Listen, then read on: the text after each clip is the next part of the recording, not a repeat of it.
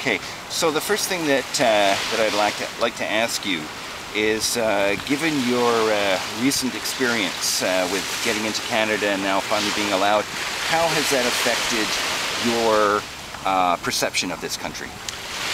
Well, of course, my perception of the people hasn't changed, but I'm wondering why they're tolerating a government which has become basically an embassy for the most right-wing Israeli government there has ever been. I'm wondering why Canada is allowing a government in Ottawa to damage Canada's interests and reputation in the world. It's over-identification with this extremist faction in Tel Aviv, which contains people like Avigdor Lieberman, who are, by any standards in any other countries, proto-fascists. It seems odd that Canada, which had such a high reputation in the world, as a kind of haven for free speech, resistance to war, as a haven for war resistors and so on, should have fallen amongst such a crew. I'm hoping it's a temporary thing. The court upheld the rule of law, yes, and you're in the country. Very shortly after that court decision, we had the Ottawa Protocol, yes, within Canada. What do you feel this protocol, what threat does it represent to Canadians? I don't myself believe that it will stand. It's inherently ridiculous. It's completely racist in its conception. Inventing the idea of the collective Jew, trying to restrict criticism of a state, a political system, in the name of protecting entire people, many of whom want nothing to do with Israel. We have Jews in Canada and every other country in the world marching with us for Palestine.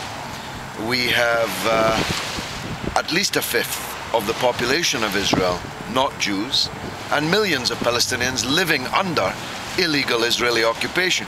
So to say that you can't criticize a country with all these different factors whirling around it is inherently unstable and will not be able to stick.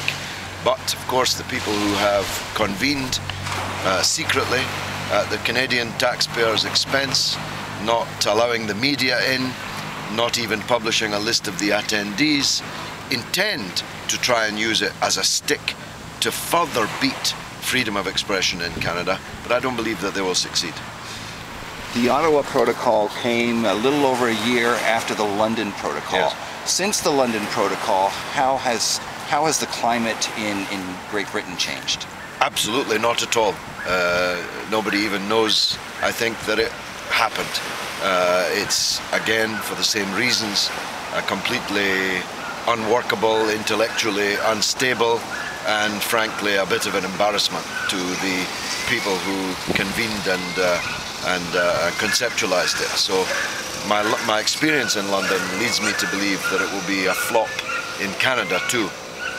I'd like to ask you a question that I'm sure you've heard ad nauseum. How do you answer the charges of you supporting terrorism? I don't. The judge did. Across 60 pages, he judicially caned Jason Kenney. I have nothing to defend on that front. The judge found that the minister was lying, and so he was.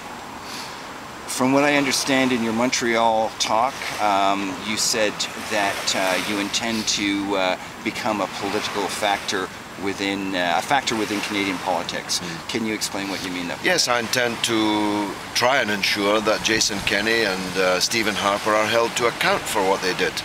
They committed a grievous offence against me. They damaged me materially and in many other ways. They damaged the rights of Canadians organised in the anti-war movement or merely interested in hearing an alternative point of view to the government's. And they damaged, I think, the fabric of Canada's civil society. And there has to be consequences for that.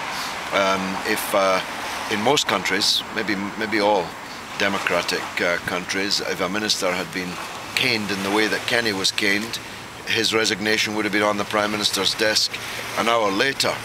Canada seems to be in that regard too special in a rather negative way.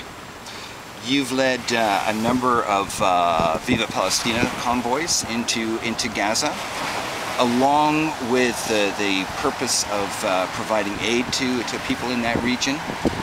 What other purposes are there? Well, to draw attention to the continued existence of an illegal siege, which was imposed on the people of Palestine for no other reason than to punish them for how they voted in the only free and fair election ever held in any Arab country ever.